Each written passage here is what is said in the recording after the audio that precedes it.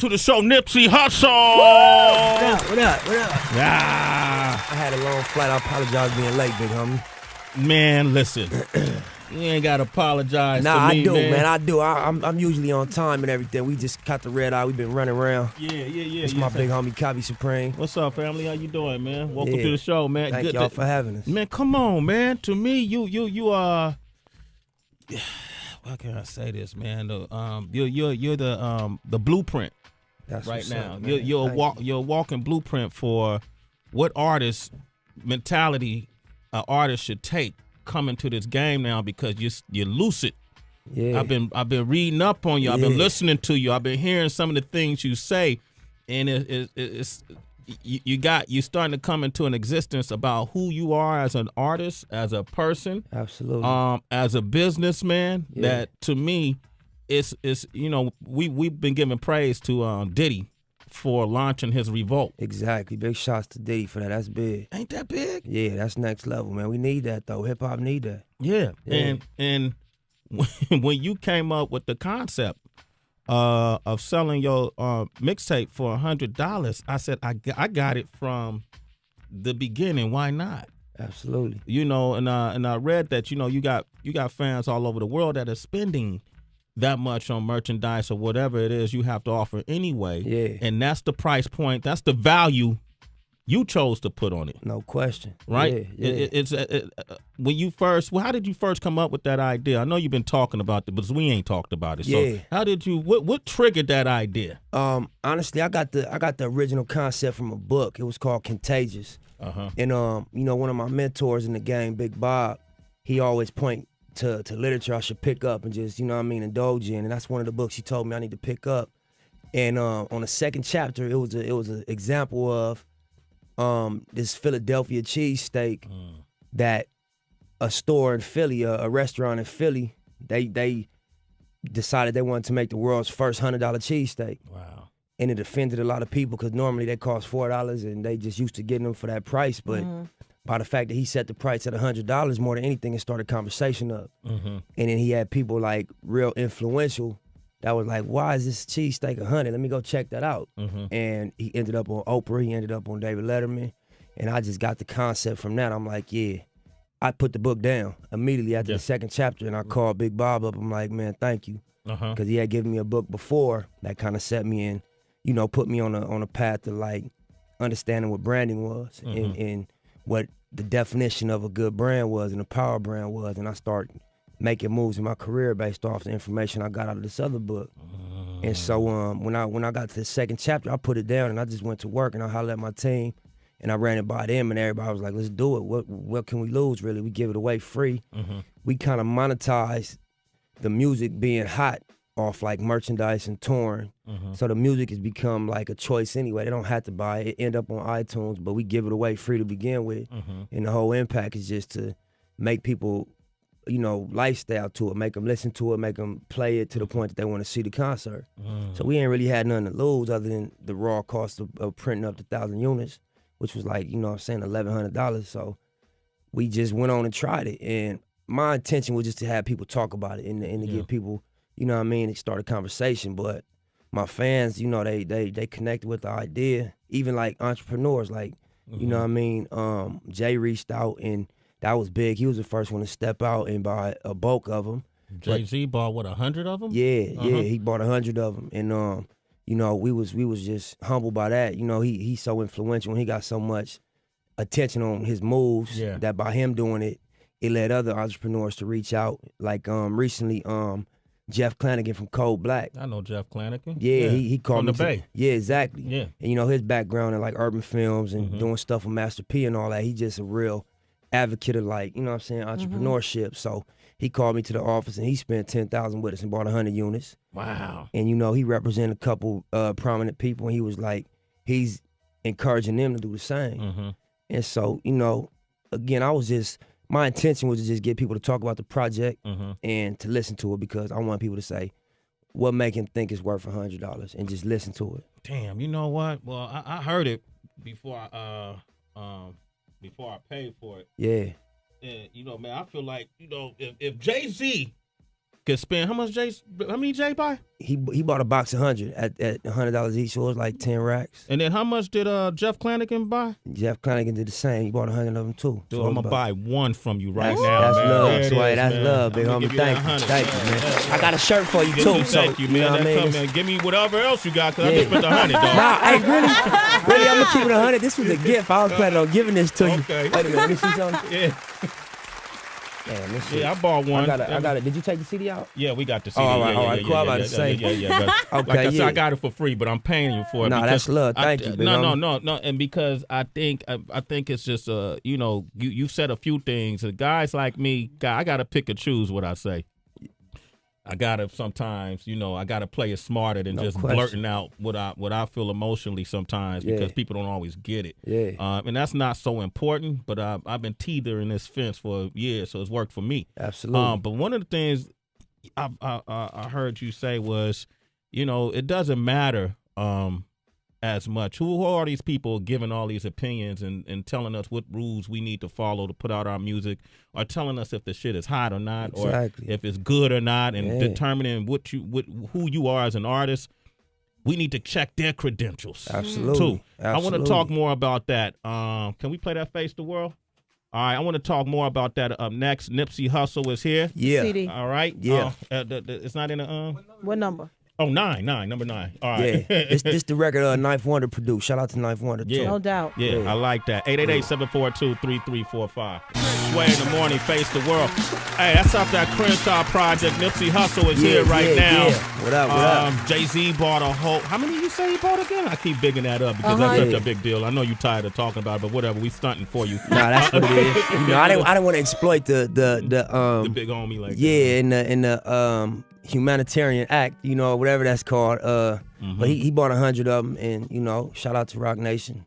They sent the money straight to our account, and like I said, I was just humbled by the fact that he caught wind of what we was doing. I know he a busy dude, so shout out to him and his whole crew. That's big, man. Maybe what could happen next is a Jay-Z collabo. You haven't talked to him though, huh? Nah, we didn't. I actually wrote him a thank you letter though, and then one of the people that I'm aware of through his music, Emery, reached out and was just like, send some Crenshaw stuff. He was like, he'll buy some.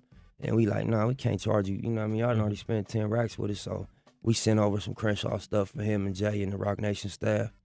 And it go without saying that I'm a fan of Jay. Musically and business-wise, and just what he means for the culture. You got to watch. I like Jay moves because Jay has always been,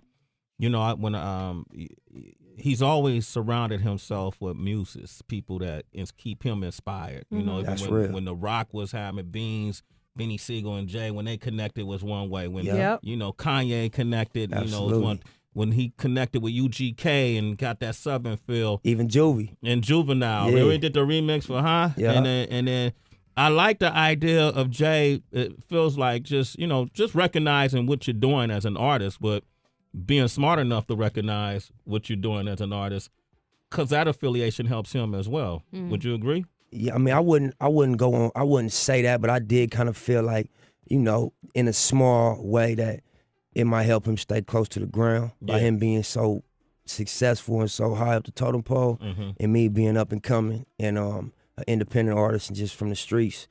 And in that mode I'm in now, I think that in terms of his strategy, that it might be a way for him to just show the people that he's still one of us. Like, it's mutually beneficial. Yeah, and again, I wouldn't say that, because I benefited from his influence and his cosign. Yeah. But I like that, man. Yeah, man. But to a degree, I can understand it. And he's safe when he walks on Crenshaw Boulevard now. Man, I think Jay good in the whole ghetto America, ghetto USA, ghetto globally, because just his words and what he represent, how real he kept it, you know what I'm saying? Yeah, he's an awesome guy, man. Yeah. But people shouldn't be surprised to me, Sway, Nipsey. I mean, your name is Nipsey Hussle. Like, the hustle should just come automatically. But did you receive any backlash from it? Like, people hitting you up saying, how you going to do this? How you going to charge that kind of money for? Man, you'll be surprised. And, it came from people that I was like, damn, whose side are you on? Like in L.A., KJLH, was a radio station owned by Stevie Wonder. And they was on the air mocking me and like making jokes about the fact that I sold my CD for $100 and they was having sound bites of my fans calling in and acting like I was lying and stuff. So I was like, you know, I took to my Twitter and I was just like, you know, y'all are urban-owned radio station, one of the only ones. Like, I'm an independent artist. You would think that y'all would support this. And if you didn't support it, at least don't bash it. Yeah. You know what I mean? But, yeah, I did get a little backlash. And so, you know, I think once Jay went out and made that move and it became public, you know, people so fickle, they immediately kind of silenced their criticism and turned it into like, oh yeah, I knew it was gonna work, man. He's a genius, marketing genius, all that old bullshit. Gotcha. Yeah. Yeah. Hey, man, what about the 100 I just gave you? You don't think that helped out too? Most definitely. Big shout out to Sway, man. You know, it goes without saying. Yeah. Nah, but you know, I talked to B Dot about you, just because me and B Dot from Rap Radar had a convo about what you talked about earlier about, like, you know,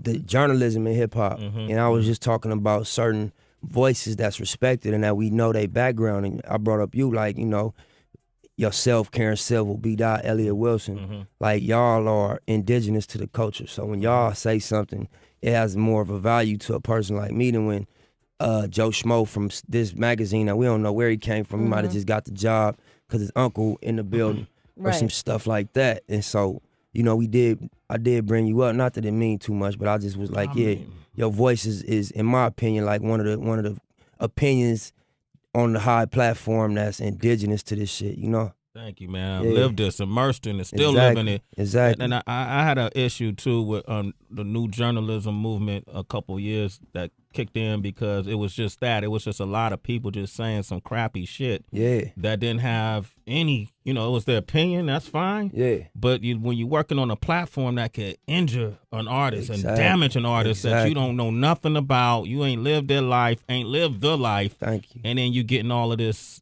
you know, these accolades because of your platform. That's what I had a problem with. Motherfuckers, do your due diligence. Put in your work before you could go comment on a Nipsey Hussle. You've been putting out music down there 10 years or so. You know what I mean? So, and what happened between I know a lot of shit that happened. Yeah.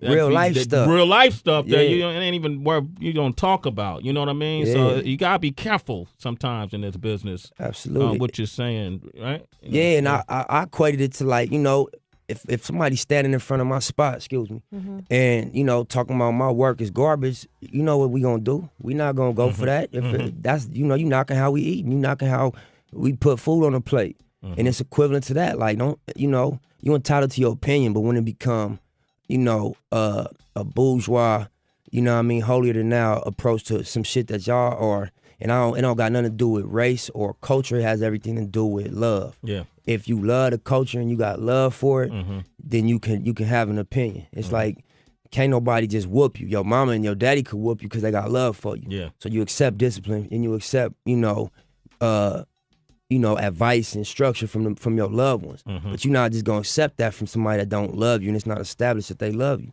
And I feel the same way about, you know, critical review, about opinion. Like, you know, you gotta love the culture and you gotta validate yourself within this thing that you're writing about. Because if you don't, then you're gonna get artists that gonna use their influence and their voice to bash you, but in a rightful and in a factual way. You know what I'm saying? And I feel like that's what happened with the article, you know, and I ended up talking to Mark Echo, and, you know, he reached out, and You talking about the complex? Yeah. Okay. Yeah. And I actually, you know, even in the article I said that, you know, I'm a fan of Mark Echo, and I bought into his clothing line, and I look at dude as like somebody that got love for this.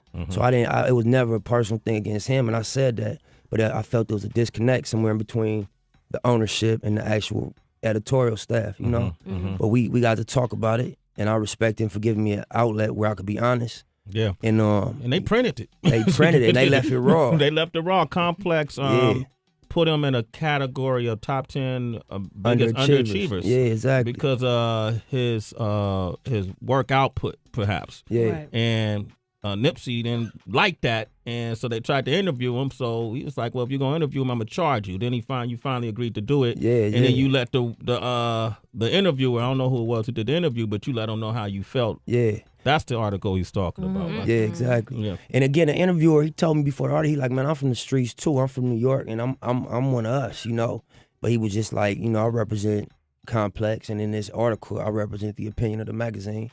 So it wasn't against him personally. Yeah. You know, but it was just a frustration. I wasn't gonna ever even speak out about it until they emailed me like, man, we a big supporter. We've been fans since day one. Yeah. You know, we like to get an interview about the $100 album, the success of Crenshaw and all that. And I was like, bro, come on, my nigga. You got me. Check your track record. You know what I'm saying? That's disrespectful for y'all to even act like I didn't catch it. And then, but in all due respect, you give me 10 racks. I'll do an interview for 10,000. And they was just like offended by that. Like, wow, why would you get at us like that? You know? But I was like, why would you get at me like that? Like, why would you?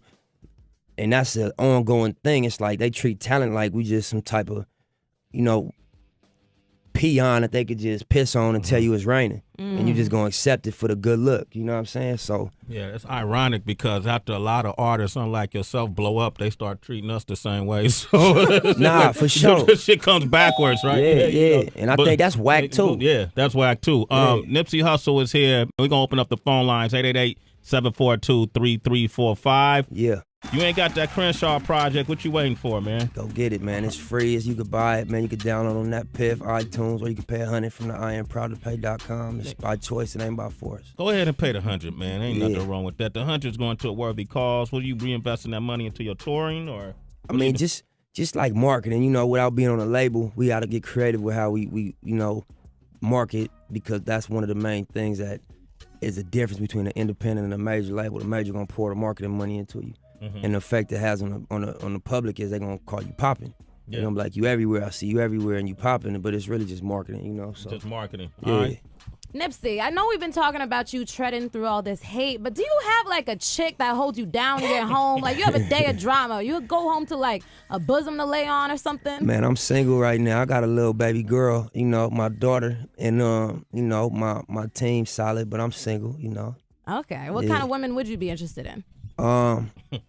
You know, my lifestyle is so unorthodox that it just gotta be. Maybe I don't think it's the time right now, because it would be a lot for a female to like call herself with me, and I'm always on the road. I'm like completely devoted to this right now, but just somebody that's solid, that's, you know, honest, sincere. Obviously, I'm attracted to, but you know, it's cliche, but you know that shit is skin deep. So more so like they spirit gotta be in vibration with mine, you know. She gotta have a hustler spirit. That too, yeah. And you know, she can't be a groupie. Like she might want one night of fun. I mean, you know, Copy might, you know what I'm saying? Nah, I'm just fucking around. Nah, but you know, I'm human, you know, but I just feel like I'm training for a title match right now, so I've been focused. Like, you know how boxers won't indulge up until they fight. Yeah. So I've been kind of practicing that best I can. That's what's up. We're going to take the phone lines. We got Nipsey Hussle is here with us right now. Yeah. 888-742-3345. Give us a call. Let's go to line one. Yo, Jay.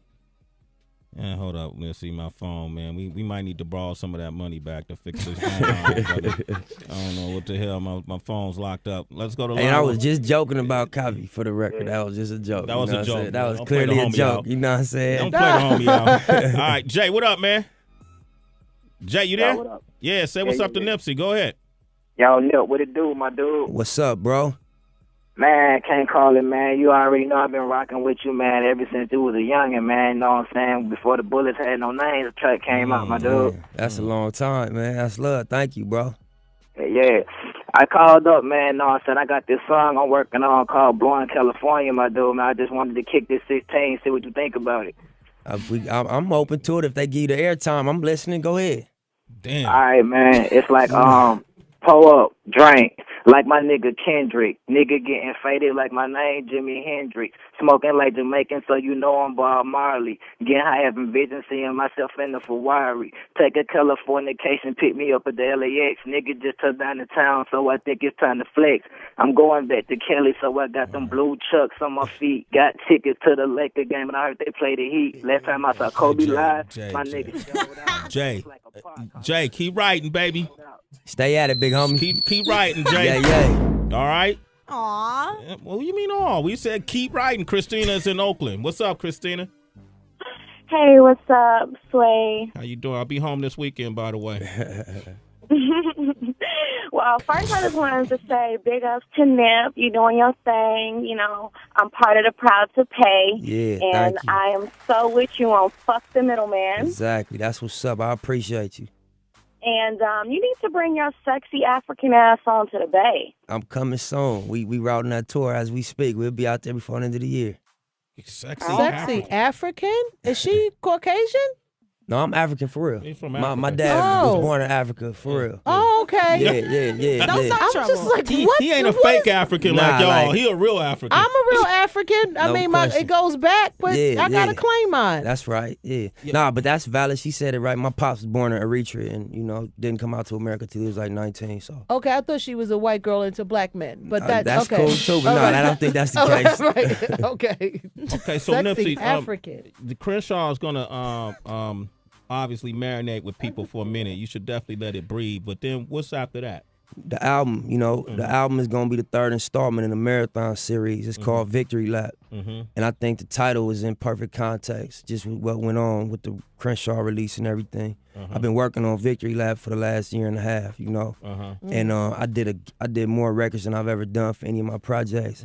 I just really wanted to take my craft to the next level. And I was figuring out how I was going to put it out. We was sitting with major labels, sitting with indie distributors, and we was trying to figure out what business model we was gonna follow, you know. And so I just stuck with my gut, and we ended up, not doing any of the deals. And I was just like, man, I'm gonna just focus on the music, and I'm gonna just see what presents itself, and just trust that it's gonna end up all right.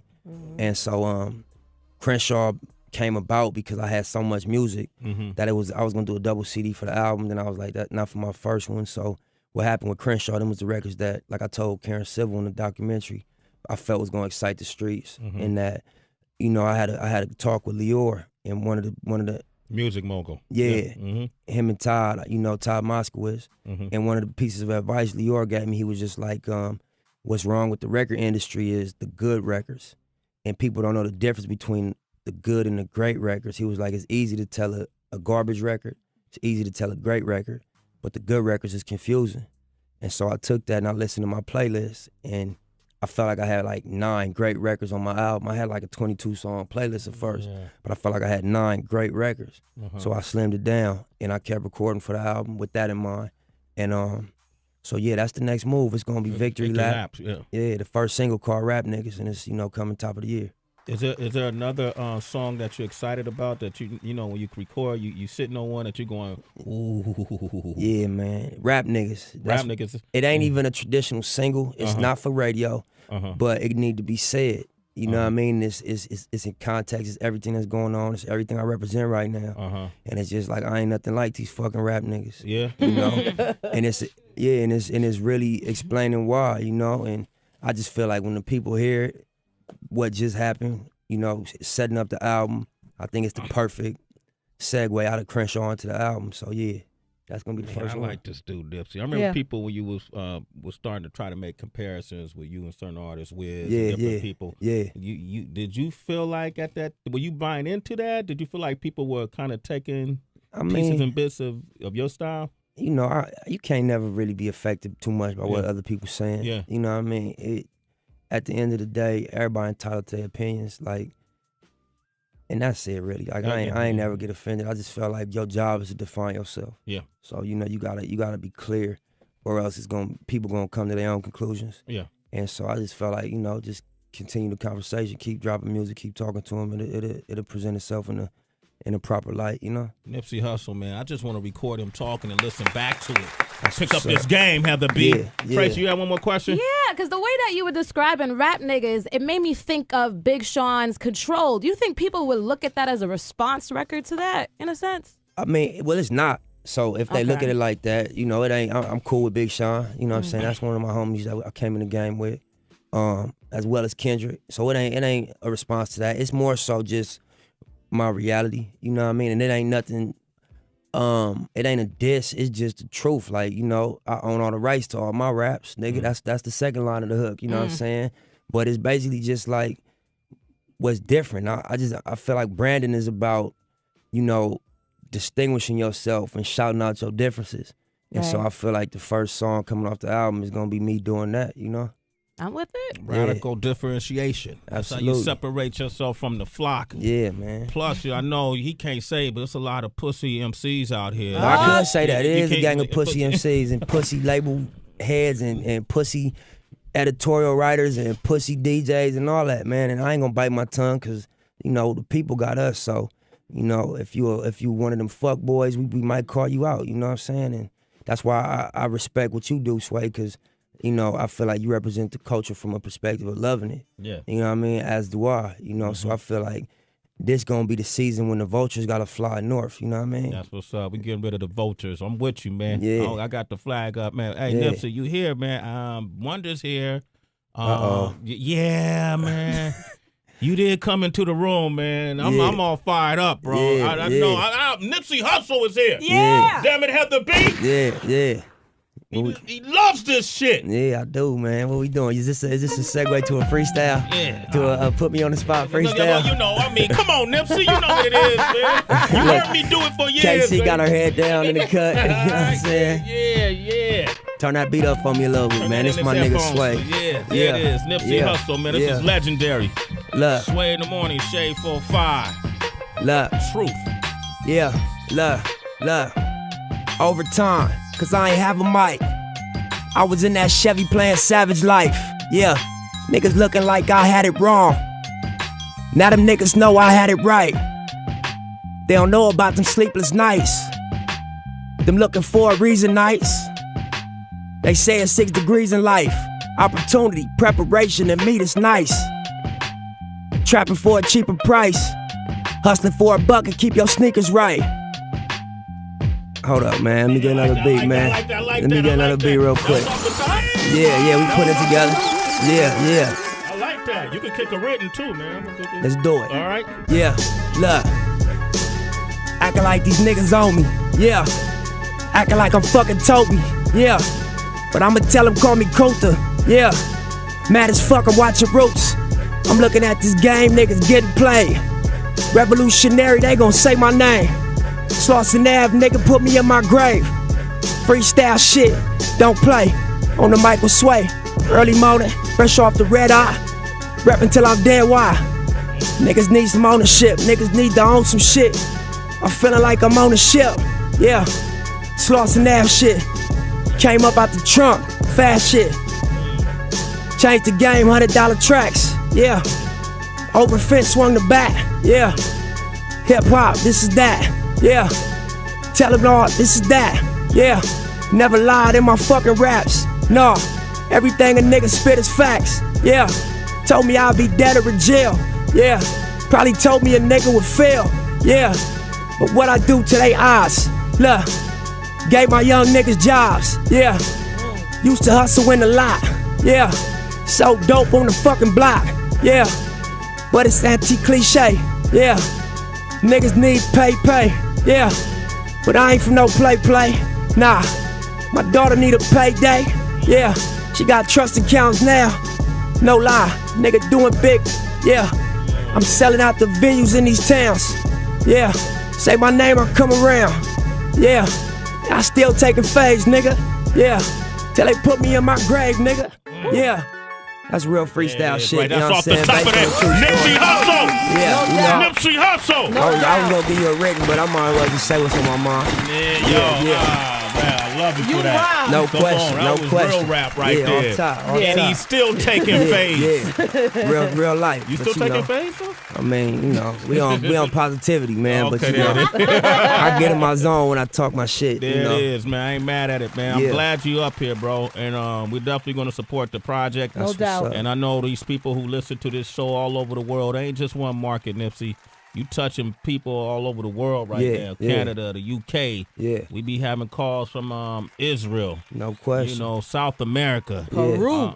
Peru. Now, I'm here to say, if you haven't got this project, get this project. Crenshaw, Nipsey Hussle. Yeah. Drama's on it as well, right? Absolutely. Shout out to Drama, Yeah, I think, not to cut you off, I think, you know, he added value to it. I talked to Drama about it, and I think that his contribution was more than just him yelling on tracks. Like, he said certain things that connected Crenshaw, because Crenshaw run through a lot of different areas in the city, a lot of different hoods and shit. And I think what he did to it was like make it feel like it was everybody's. You know what I mean? So shout out to Drama. That's what's up, man. That's a very important boulevard. That's where I met J Rock.